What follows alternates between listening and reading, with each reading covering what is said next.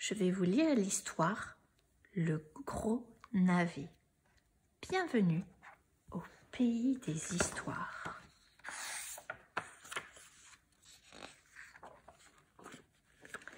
Il y a bien longtemps, un vieil homme et une vieille femme habitaient une bicoque branlante au milieu d'un immense jardin plein d'herbes folles. Le vieil homme et la vieille femme avaient 6 canaris jaunes, 5 oies blanches, 4 poules tachetées, 3 chats noirs, 2 cochons ventrus et une grande vache brune. Un beau matin de mars, la vieille femme s'assit sur son lit, sentit la tiédeur du printemps et dit : « Le moment est venu de semer. » Le vieil homme et la vieille femme sortirent alors dans le jardin. Ils semèrent des pois et des carottes, des pommes de terre et des haricots. Et pour finir, ils plantèrent des navets. Cette nuit-là, il y eut une grosse pluie sur le jardin. Autour de la bicoque branlante, flic-floc, flic-floc, le vieil homme et la vieille femme sourirent dans leur sommeil. La pluie allait faire germer les graines qui donneraient de beaux légumes bien tendres. Le printemps passa et le soleil de l'été fit mûrir les plantes. Le vieil homme et la vieille femme récoltèrent leurs carottes et leurs pommes de terre, leurs pois et leurs haricots, et aussi leurs navets. À la fin de la rangée, il restait un navet qui paraissait très grand, un navet qui paraissait géant. Un beau matin de septembre, le vieil homme s'assit sur son lit, sentit la fraîcheur de l'automne et dit : « Le moment est venu de déterrer ce navet. » Et il sortit. Le vieil homme tira sur le navet. Il le secoua tantôt à petits coups, tantôt violemment.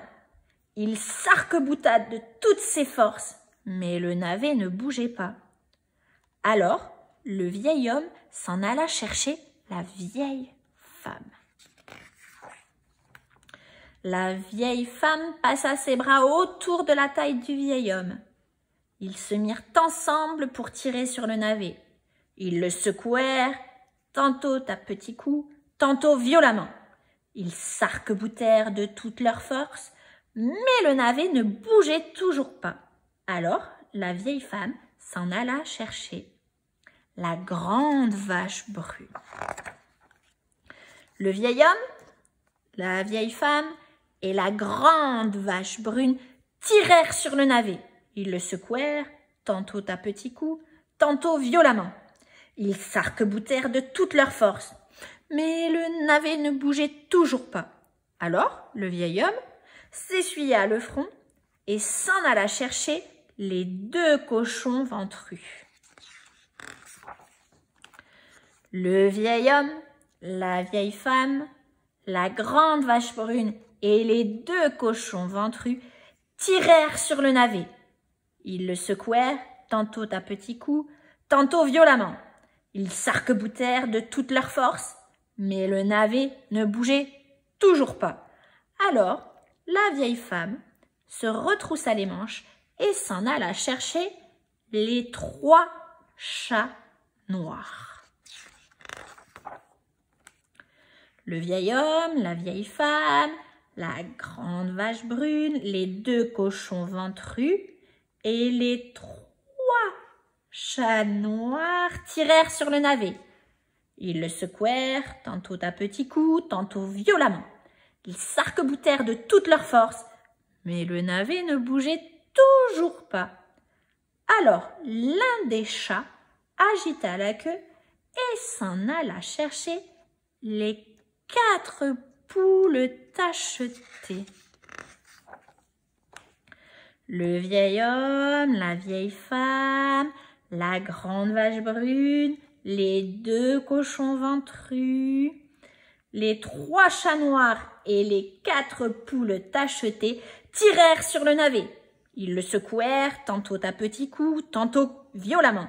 Ils s'arc-boutèrent de toute leur force, mais le navet ne bougeait toujours pas. Alors, une des poules secoua ses plumes et s'en alla chercher les 5 oies blanches.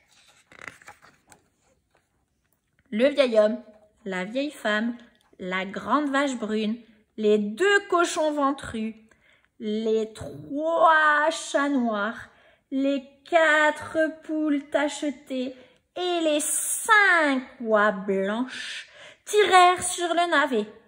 Ils le secouèrent, tantôt à petits coups, tantôt violemment. Ils s'arc-boutèrent de toute leur force, mais le navet ne bougeait toujours pas. Alors, une des oies inclina la tête et s'en alla chercher les 6 canaris jaunes. Le vieil homme, la vieille femme, la grande vache brune, les 2 cochons ventrus, les 3 chats noirs, les 4 poules tachetées, les 5 oies blanches et les 6 canaris jaunes tirèrent sur le navet. Ils le secouèrent, tantôt à petits coups, tantôt violemment. Mais le navet ne bougeait toujours pas. Le vieil homme se gratta la tête. Bêtes et volailles se couchèrent pour reprendre leur souffle. La vieille femme eut soudain une idée. La vieille femme alla à la cuisine et plaça un morceau de fromage devant un trou de souris. Une petite souris affamée ne tarda pas à montrer le bout de son museau.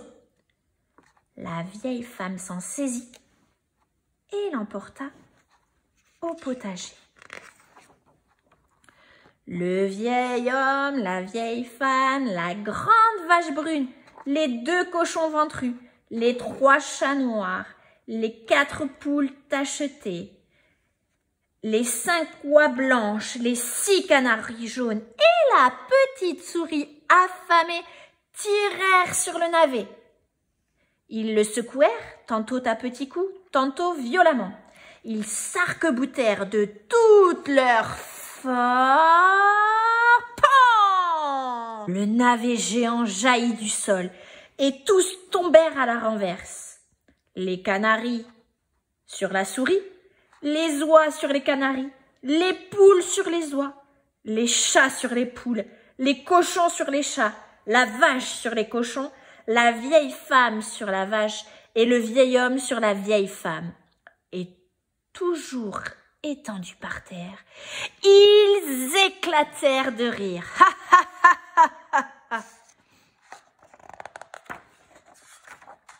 Ce soir-là, le vieil homme et la vieille femme préparèrent une grande marmite de soupe au navet.